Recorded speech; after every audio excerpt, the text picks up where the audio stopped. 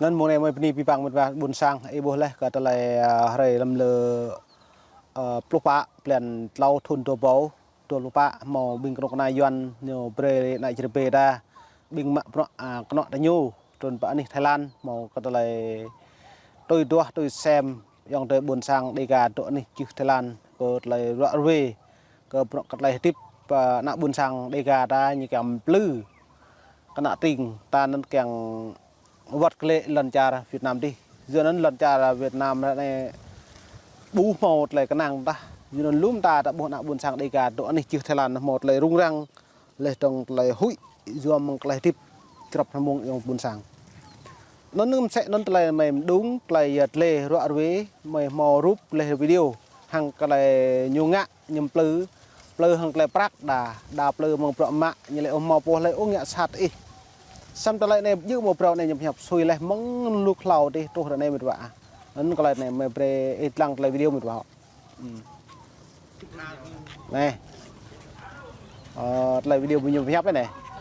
ông Lâm ra lên Lâm như là nhiều bây giờ ăn nhậu lúc nào được hết, đúng không? Ở đây khó lắm, đi lang thang là cái này ra lên Lâm đấy này. Nguyện vọng của em thế nào? Nè plư, hiếm bạn lại càng cái lễ mà hạ như lễ này rồi prak đi đây, prak bong bao nhiêu so như lễ yang buồn sang. Bây giờ có nói cái gì không?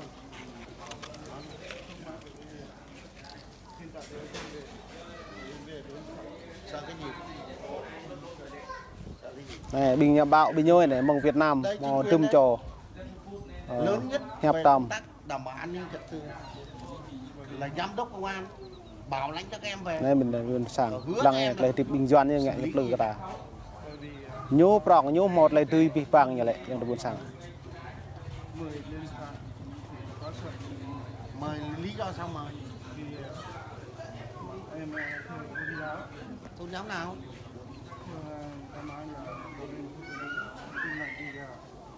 Cái DEGA này em biết là ai đứng được sau không? Bây giờ Các tổ chức phản động. Rồi là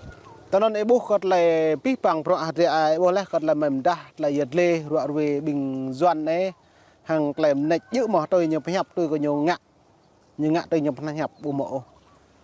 nhiều hẹp lại nhầm plư càng đặc lệ sang em bạ dự pro này lâu đi nên thôn thua plô 2015 đi ta bộ hồ em bạ mong cái này Campuchia như nào plư cái nấm mơ ra lên lâm nó mà nào nhiều lệ pre sang pre ngạ bậc sang pre mò lần cuộc nam mạ như pre lệ lúm ta như bẩn xong mất trôi bình dòng tới buồn sang ta độ này chứ bạc Campuchia lâu đấy nhưng bạ độ này chứ Campuchia lại nhiều pre tơ lệ bộ mẫu ra này được mạng lệ internet sang cự mà dòng buồn sang đa như dế đã đa như mạ hơi hương tầm cộ mạng tầm như ngạ bạc Campuchia lâu thì nó nơi ra này mình đi nạp tầng như tuy mới như ngạ đó giờ ta nước trà thải này nhiều Paria hàng trà Campuchia lấy nhiều một trại một vạ trà thải nó nhiều một trại ô thải nó lại chỉnh nhiều núi ta chỗ lúc nào buồn sang có nhiều đút dâm sẽ nó nhớ cất lại mày lê rồi về về thì nó buồn rung răng nằm hụi hướt ô một vạ cất lại ta chỗ này chứ Thái Lan cất lại ta lại chỉnh núi Joen ta bị núi Pôn này và đặt Pôn nẹo khá đa như càng mạ nhớ không thông qua luật quốc tế mà giờ nên tạo mò sóc lại phiền thải ô tới đặt độ với thải đã sóc lại phiền lại nâng nọ nhớ trầm cái nam nhớ lúm ta lại sau sạt ta là nhớ có quyền như mãi á bên này tầm nuôi UN ta cái chịu cái băng cái UN hàng lại tiếp cái pro mạ lệ trong nó xa cái nhầm plư nằm lệ lu cái nhớ đà lu ta lệ hàng prak đà nó dòng tới buồn sang đã biệm nuôi đuôi từ bật hại nó đà lại bật thao cái nó có bật đi char rê bạ rê đang càng cái nào của Mỹ đà nèo lại vừa lại trộn đầm nương răng nó nhiều mỡ lại lu đầm plư tanh tầm nhé như càng cái lệ đầm rê hay prak như bẹ như học kìa nó lại mềm tạ lại giật lê mệt vai buồn sang khắp những xem lăng cắt lại bộ video này hàng lại ngột lù do cất nặng buồn sang ta lại tơi nhóm hụi bố mắt nặng buồn sang có đoạn bự rồi có bự tôi như là bự phải đầm bể nó bình phana xe đấy như bự đầm bể bình chơi đã bẹo mất mình nó như đây đầm mình là như mạm nuôi bây giờ chỉ nhiều rê như mình hợp tác hàng chính phủ Thái hàng nông cana Thái mới để bự niềm tôm dòng từ buồn sang đây gà đá cắt lại tới nhà kèn lệ nằm tụ lần trà răng như lệ ví dụ lần trà tà răng là một lần nghèo ta đợi hưu lệ còn độc là thai là nhiều bố nhiều mạng cũng ăn mạng như lệ anh ta tụ trà răng mà ta tháo lết trà răng này mong ta lại ta nạp vô khất ta tự đoạn mà ác biệt là tiếp trà răng mà ta nghe luôn răng mà ta tiếp nhiều ta nhô hiếm bạ đi đây ta lên nhiều mạng mà lên tầng nào mang ngạ ma nhiều mạng mà lên nào compo ed nhiều mạng mà mạng pi bằng à nên chú bây lại làm ác nên mà pre mượn lại nhiều phải học đến mệt vải buồn sang lại rồi về này nhiều về này là vừa rồi khủng bố Đắk Lắk đó, một số thằng về chỉ đang làm nhập nơi video này lại mò chùm nít mệt vải chính quyền mời lên để làm cho mình bọc rong ở đây lau thì bụp mừng năm hà thì là bị nhồi đúng không? bình yên cho thôn làng mình này dám đọc bây nhiêu lệ nhồi prong khò prong như lệ nhồi câu trái lan ngạ khỏa rong bây giờ nhồi từ bỏ lại như lệ này không này không phải là mời lên để đánh đập để tra tấn để hù dọa, không phải thế, mời lên để thấy được chủ trương chính sách của đảng nhà nước như thế nào, em hiểu không? Đừng đi theo người ta. Em mình sang đây mình mất tự do, mình một công dân một nước cả sang đây là mất tự do. này từng cho bị gỡ độ bên này.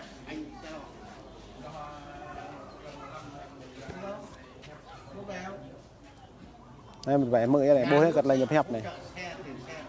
Lừa rô kênh đâm mò nhiều bia nào prak. Rồi bia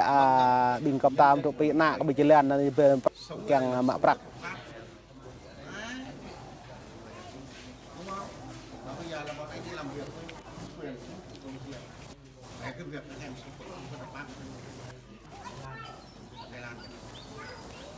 Bây giờ tức mẹ này cả.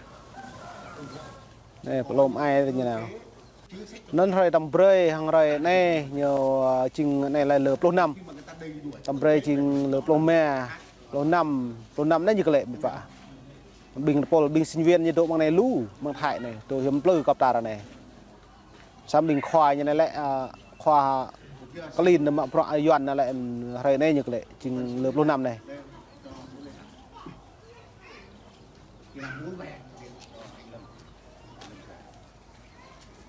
bảo hộ em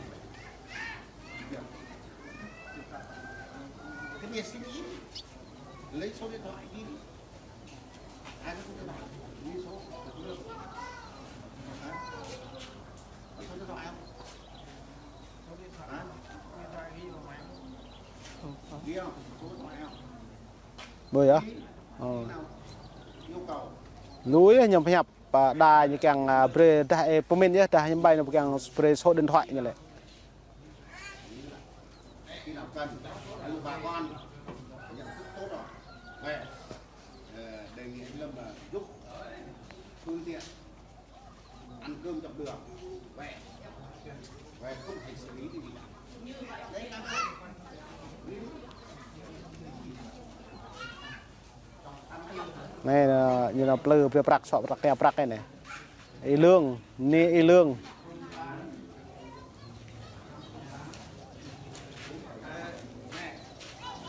này tem pre prak này biện này bố mạo thay lên mới sọp bên bùi chuột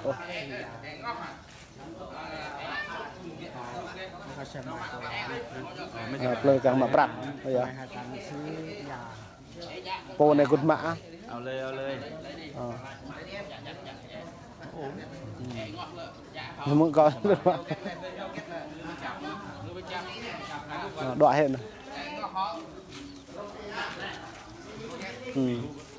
này lương Đắk Lắk này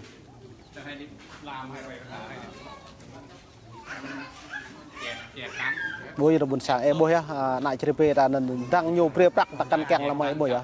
nhưng bạn đã đoạn vô có prak nhẫn hả giờ nó dùng tới buồn sáng bôi này cất lại mình ta mong này mấy bên buồn sáng khắp những xem lăng play video hàng play giật lên này